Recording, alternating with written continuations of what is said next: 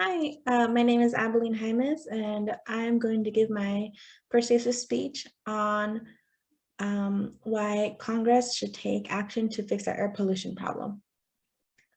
Almost 3 years ago, I woke up to hushed voices at 3 in the morning. I climbed out of bed and walked into the hallway just as my parents opened the door to their bedroom. I asked what was happening, and the only thing that my dad could tell me as they left was that he had to rush my mother to the hospital. My siblings and I waited anxiously for any news, and it wasn't only until later that day that we found out that my mother had had an aggressive asthma attack. The wildfires that had been happening in the counties around us for the past month had made her asthma get worse, and her medication was no longer working.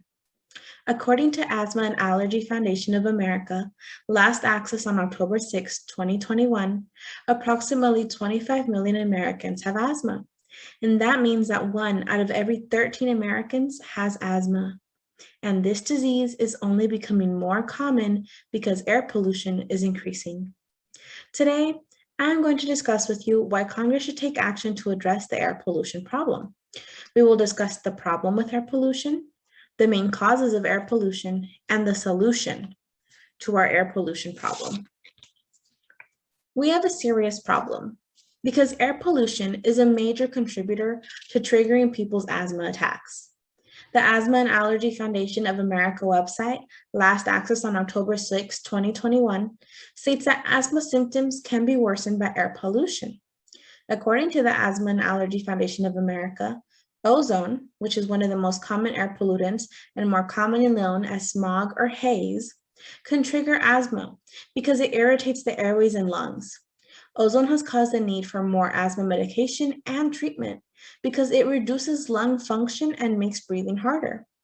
Asthma UK, a website dedicated to helping you manage your asthma, last access on October 6, 2021, states that even though air pollution is a risk for anyone with asthma, certain people are at a higher risk of triggering their asthma symptoms, even on low pollution days.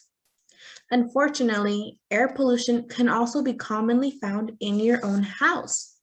According to the United States Consumer Product Safety Commission, last access on October 6, 2021, it affirms that there are multiple sources of pollution that can be found inside your home, such as oil, gas, wet or damp carpet, household cleaning products, and your central heating and cooling systems.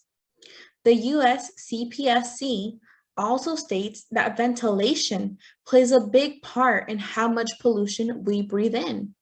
Because our houses are made to keep outside air out, if you use a lot of cleaning chemicals at once and then you don't open a window or a door so that the pollution is not contained in a single space, there's a higher chance of you experiencing negative health effects.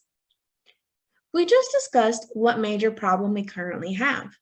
Now, let's discuss what is causing this problem. There are two main causes of air pollution, but what exactly is air pollution?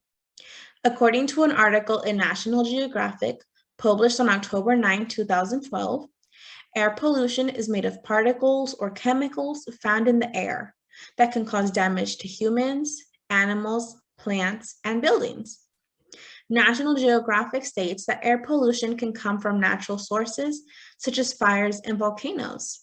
The Centers for Disease Control and Prevention website, last accessed on October 6, 2021, says that volcanoes release harmful gases into the air when they erupt.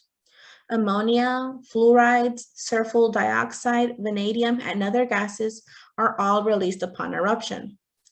Fires can also cause air pollution. As we have personally experienced here in California, sometimes it's so bad that it is recommended that we stay inside and avoid doing physical exercise because the smoke is a health risk. However, air pollution is mostly a man-made problem. On phys.org, in an article titled "What Causes Air Pollution?" written by Earth and Space journalist Matthew Williams, it states that air pollution is largely a result of humans relying too much on fossil fuels and heavy industry. Mr. Williams discusses how big companies use coal, petroleum, and other combustibles to power their machines and that releases a lot of fossil fuels. Power plants, incinerators, furnaces, air conditioners, and manufacturing factories all contribute to fossil fuel emission. Another source of air pollution comes from cars. An article published on July 18, 2014 by the Union of Concerned Scientists, a nonprofit organization, it states that vehicles are a major source of pollution because they produce nitrogen oxides, carbon monoxide, and other pollution into our air, thus decreasing our air quality. Now that we have discussed the two main causes of air pollution, let's discuss what we can do to solve this problem. There are multiple ways for all of us to solve our air pollution problem, but I am only going to share one of them with you today. I believe that Congress must pass a law that makes big companies eliminate fossil fuel use and invest in clean energy. According to the Center for Climate and Energy Solutions, last accessed on October 6, 2021, Congress passed a bill in December 2020 to increase the research and implementation of clean energy, as well as tasking the EPA, or the Environmental Protection Agency, with lowering the use of greenhouse gases over a 15-year period. And while that is a good start, that is the first major energy policy to be passed since 2007. I'm suggesting that Congress should implement a new law that would require all big companies to begin using over 80% of clean energy within the next 10 years. It would drastically reduce the amount of fossil fuels that are currently being used. The U.S. Energy Information Administration published information on September 14, 2020, stating that fossil fuels account for 80% of U.S. energy production and consumption. Let's turn that around. What do we need to do for Congress to pass a law like that? First, we need to contact our governor, our senators, and our House representatives. We need to let them know that we want them to put our health first. And that can happen if big companies stop using an exorbitant amount of fossil fuels. You can contact your elected officials through usa.gov, where they give you phone numbers and emails that we can use to get through to them. We also need to get this information to as many people as possible. The more people that can learn about the damage that air pollution is doing to every single one of us means more people willing to sign petitions and contact their own elected officials to get this change to happen. Today, we discussed why I believe that Congress should take action to fix our air pollution problem. We discussed what the air pollution problem is, what the main causes of air pollution are, and what we can do to solve our air pollution problem. Remember that according to Asthma and Allergy Foundation of America, last access on October 6, 2021, approximately 25 million Americans have asthma. And that means that 1 out of every 13 Americans has asthma. And this disease is only becoming more common because air pollution is increasing and worsening. I don't want to spend another day like I did 3 years ago.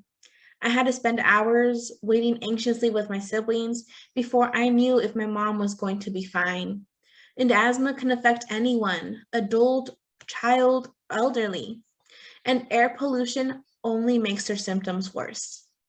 Let's do what we can do to end air pollution. I implore every single one of you to take a stand for yourselves and your families so that our government will put our health first. Thank you.